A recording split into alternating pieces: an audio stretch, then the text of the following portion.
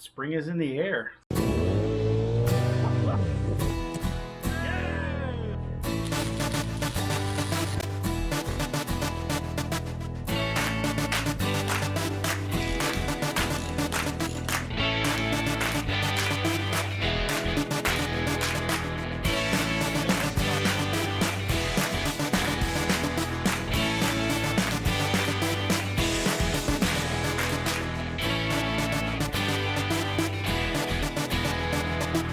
In Canada because a boot. Not a boot. Sorry.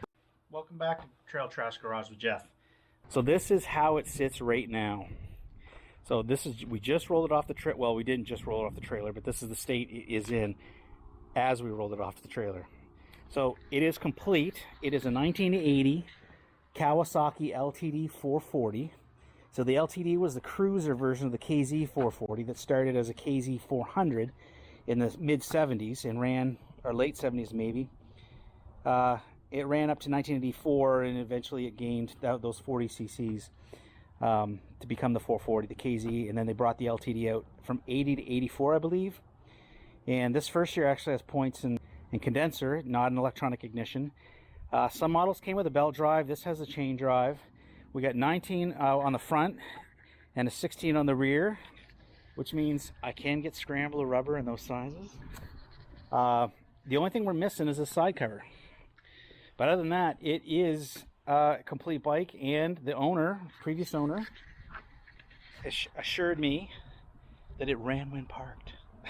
Obviously parked outside, and I think it was parked like 7 years ago. The registry, he never changed the registration over. The last time this bike was registered, 1985, I think, is what we looked up, Colin and I, when we picked it up the other day. So that's going to be the next project.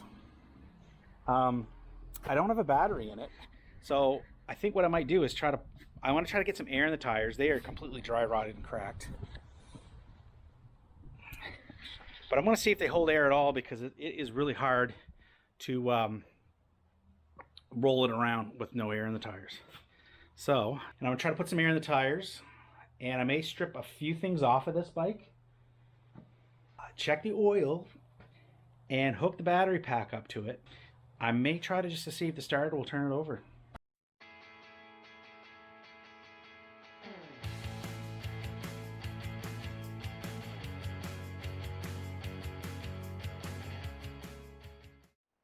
All right, so I had it on time lapse, I forgot. So, but we are able to bump it over. It turns over. I fogged the cylinders and hooked up the power pack, and the starter's pulling the engine over. So we don't have a spark though. So I'm going to take the timing cover off and using an impact. So anytime you're dealing with these rusty old JIS, I always like to use one of these, or you're gonna strip them, right? So boom, that's all it takes. Bang. And then once you've got them loosened, you can go ahead and use a JIS bit, which I have.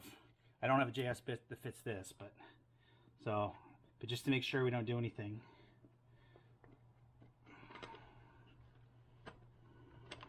So what I was saying is, ooh, nasty. Yeah, that's not good. So the gentleman I bought it from has a manual. He just couldn't find it. And he's also got a set of points and condenser for it. Yeah, that's nasty. As I'll get it right there. There's crud in there. Like that's as nasty as it comes. All right, I'm gonna turn you guys off for a second because I'm gonna get some compressed air in there, just blow out some of that swath and stuff. I don't know if there's any point to cleaning those points up just to see if I can get spark, but maybe we will. So let me blow all this stuff out, clean it a little bit, and then I'll bring you back. I don't want to get any crap on the camera or stuff, so I'll bring it back. Okay, I'm trying to block the light as much as I can here. So I cleaned those points with an emer cloth. Let's see here.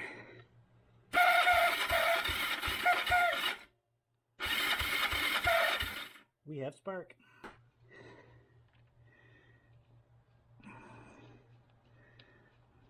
Yikes, maybe, just maybe. Alright, we'll get the carbs off. Put a little fuel in there and maybe we'll actually get it to fire off. So, just to show you guys, I found my first jankiness here. So, they've obviously broken the sock stud. And so they come up with this bracket thing to help to keep the exhaust on. That's kind of, I don't know, it's a little jinky. It'll have to be welded at some point. So I think this is going to get it, like where the Goldwing's not going to get a frame down, I think this might. So when I pull the engine out, I'll have that done up. So anyway, we'll see. Have it welded, take the whole engine out to a welder. All right. There's no way these carbs are going to go the way they are. So I think what I'll do is maybe I'll just try to get them off. Make sure that it's not sucking any of that mouse nest that was in the airbox in. And maybe we'll dribble a little fuel down in the intake boost just to see if we can get the thing to fire off. So I'll set you back up maybe in time-lapse mode, back over on the other side, and get these carbs out.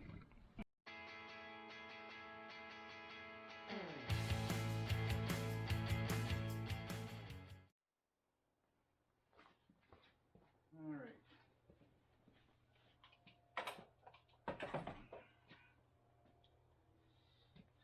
Hook this back up.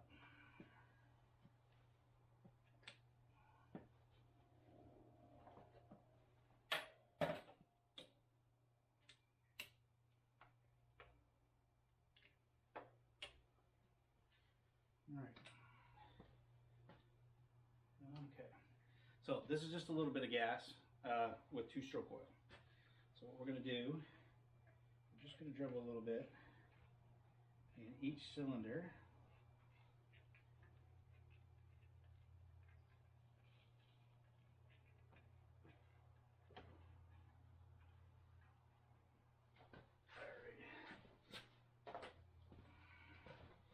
Alright, let's see what we get here.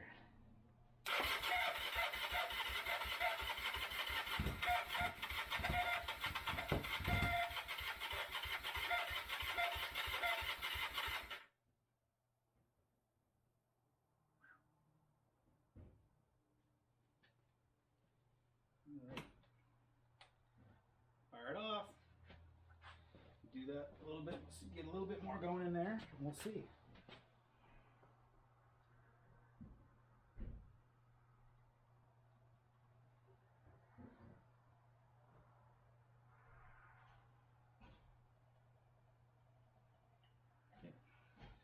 Way more than we need.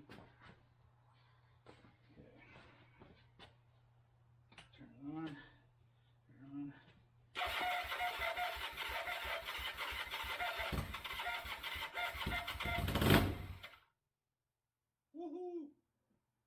Alright, we got the carbs over in the workbench here. Now, I'm running out of daylight, and I really got other things I got to get done before I got to go to work tomorrow. It's early morning. Start my shift at 6, so I usually got to be up and out of the house by 5. Yeah, these are really manky carbs, but I've seen, you know, I've brought stuff like this back before, so I really shouldn't get into it, but I'm really kind of curious to see just how bad they are. I bet you guys want to see too. Like, I could save it all for just a carb video, but I mean, there's tons of carb videos. I've done carb videos on the channel. There's lots of these videos on the internet. So I don't know if I'll do a full carb channel or a full carb like rebuild on camera. So this is a JIS bit, and you'll find like people go, oh yeah, those are like Chinesium crappy whatever, and see they strip these out. Oops, sorry. They'll strip these out, and they strip them out because they're using a Phillips instead of a JIS. But the rest of these are going to come out just fine. You watch. Now I'm going to move you over to the other side.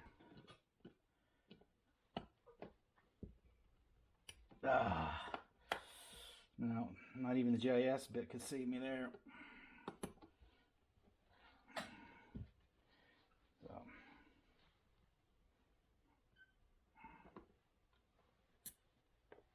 So I'll have to get a shoebox or something ready to dump this stuff in, because like I said, I'm not going to get these all done and back up and going today. But I bet you if we change the oil in that bike and we get these carbs going, that bike's going to run.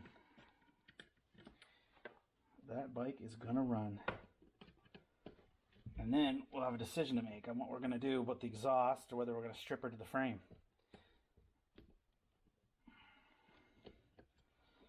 Now, I got to get the Goldwing going, so I probably shouldn't be spending time on this. You know, and the Goldwing's really not that far from getting done, at least rideable, right? You know, honestly, I'm just procrastinating because I don't want to do the timing belts. They're a pain, and I don't know. You know, the Goldwing guys would say, don't you dare run that and not do them. You know, and I got to get the radiator out if I'm going to get a few things that I want to get painted.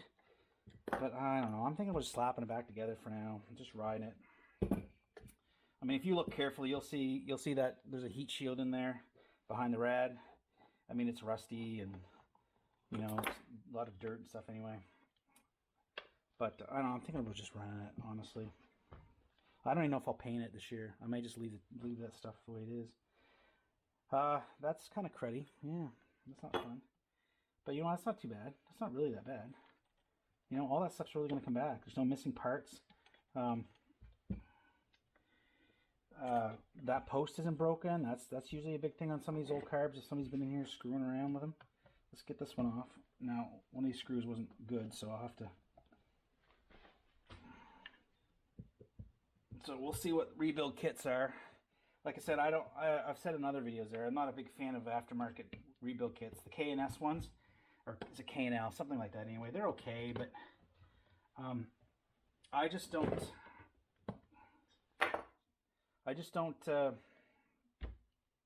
I don't like the jets and stuff that come in. I like the gaskets are fine, I guess, but alright, so I got two that aren't coming off, so I think I can get to these ones with a vice grip.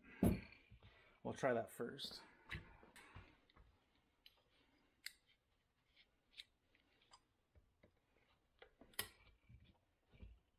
Not even a bit.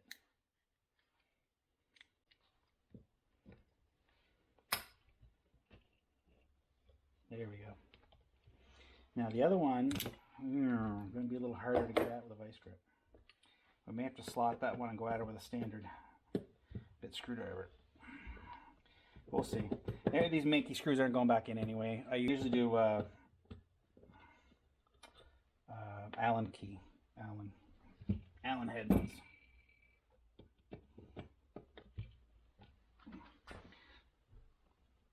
There we go. Look at that. She bit. Good. All right, all you guys can go there. All right. Yeah, I mean rust. It's not bad.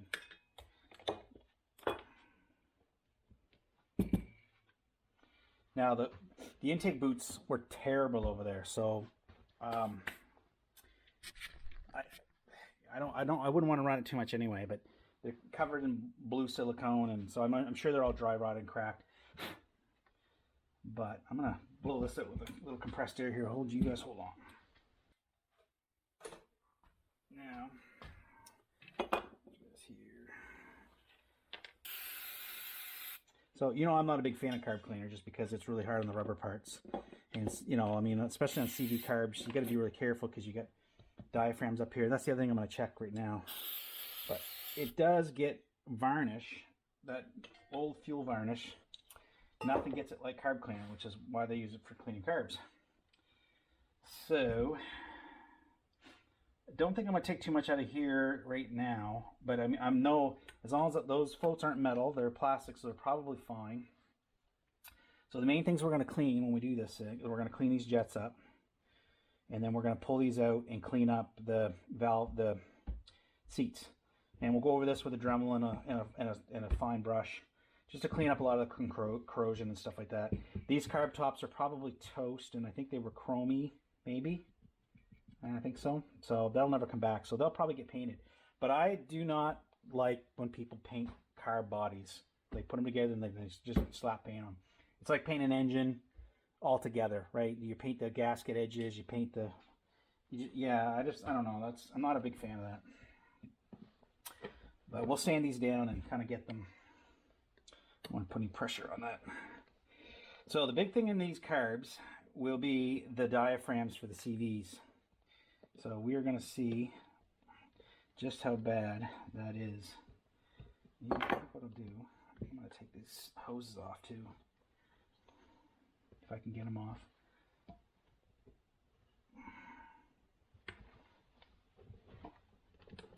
Oh yeah, boom! Parts go flying everywhere. That's an old fuel filter.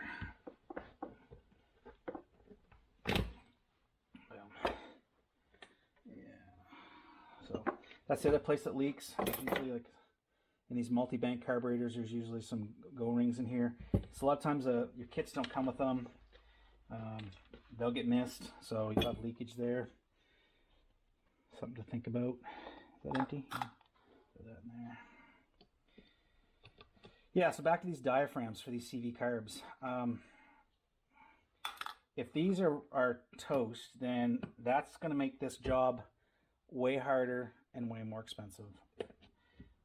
You can get replacements. There are companies that make the diaphragm, so you don't have to buy the slide and everything. And I'll have to look into that. I looked into it for something else, and they weren't terrible money. More money than I want to spend, but still.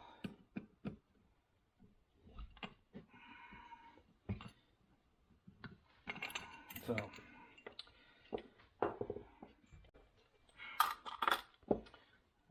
So let's take these out. So very gently do we pull these out. You do not want to tear any of this stuff. So very, very gently. Gently, gently, gently. Very gently. Did I say gently? I think I did. All right, boom. You do not want carb cleaner to touch this. No, no, no. I'm going to blow that off with some compressed air. So we'll get a little cleaner on there. That's good for, it won't hurt the rubber. But I wonder why they have these little, I don't know. So anyway, it usually requires cutting this ring, pry this plastic ring and prying it up off, putting the new seal on, and some of them have a little retainer ring or whatever, but I think this one's fine. So you hold it at the light and you just gently kind of roll it around. So aim, you guys. Okay, so sorry about the light, but you're gonna see this, okay? So you look here, and if you can see any light through that, then you've got cracks. But I don't see anything. I'll sit you back down. Sorry about the bright light in your eyes. So that still feels nice and supple. It's not dry rotted. That is a good diaphragm, very good diaphragm. That needle doesn't actually look too bad. There's a little bit of crud there. Boy, there's a weird taper on there though. Huh. So we'll basically clean this back up. We'll clean all this up, clean that up, and then this sucker's going back together. Or the top end's going back together anyway. So let's look at the next one here. The bike is a runner. I think she's going to be a runner. We've already fired her over on a little bit of fuel in the down the hole. So the biggest thing I see right now, other than cosmetics and, you know, seats and whatever else I'm going to do, like I don't know if I'm going to chop the frame, or we're not going cafe racer, so there'll be no hump or anything on there. So I don't know where we're going to go. Like with the Goldwing, we'll go where this takes me, right? We'll go whatever it speaks to me. Tire size is 19 front, 16 rear. The scrambler rubber is available for that. I think I mentioned that earlier. So maybe we'll street tracker, scrambler. I don't know. I don't want to put labels on it. You know, we don't like labels here. Oh yeah, this one's not even as crusty as that one is. Yeah. Yeah, the bore's good. No scoring here. Jeez, it smells like a little bit of fuel there. Weird. Anyway, I'm going to put you guys back in the light real quick. I'm just gonna look in the light again. Yeah, that diaphragm's good too. Nothing's coming through. No light's coming through. I don't see any dry rotting or crack. It's still nice, pliable, and supple. Supple, isn't that a great word? Yeah, man, that's. I'm tempted to just take a few minutes tonight to just clean the carb body up a little bit.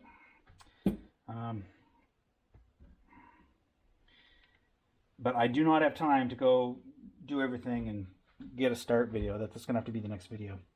You need to be very, very gentle with. You do not want to break these towers. That's not a good thing at all. So let me see if I can get those out. Just going to use a pair of dikes and very carefully pinch down on it. Yep, see if we can just kind of wiggle it out there. Yep, okay. So that's fine. So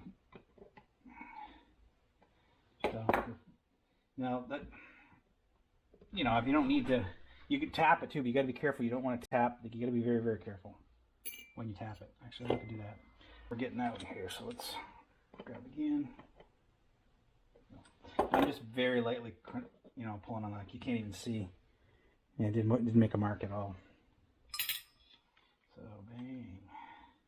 Put that there. So they got rubber tips. So what happens is you get a little ridge in here, and rubber will still seal okay. Like it'll come back a little bit better than brass. If it's a solid brass tip and you get that ridge in there, it's really, you basically get in a needle and seat. Sometimes you can do rubber too because it perishes and it gets crumbly and doesn't seal very well. But we'll see. We'll see if we can clean them up.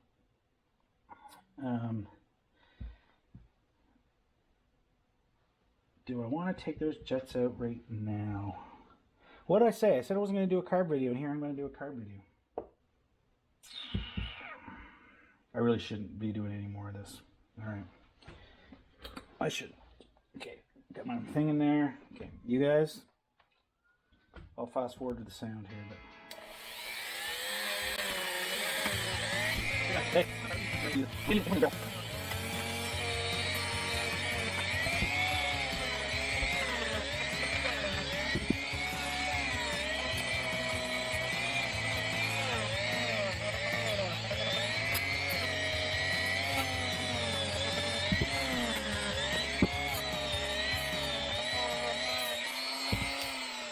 So you don't want to use anything real aggressive. I'm just using it's one of these Dremel carbon steel brushes. Sometimes I use brass brushes too, but I find it doesn't get a lot of this cut off, but it is easier on the aluminum. So you don't use a lot of pressure. You really just kind of let the brush do the work. And all I'm doing right now is I'm just cleaning up the grooves, surfaces, taking off, you know, some of the scale that I can get at. Nothing too aggressive. So yeah, I think I'm just going to pick away at cleaning, and I think that's all I'm going to do tonight. I don't think I'll get the jets out. I don't think I'm going to start cleaning up the fuel shutoff seats. I'm not going to bother with that stuff. I'm just going to kind of do an initial brush cleaning with with this, and you know, I'm just going to go through, and I'll use some compressed air to blow out some of the passages and stuff like that.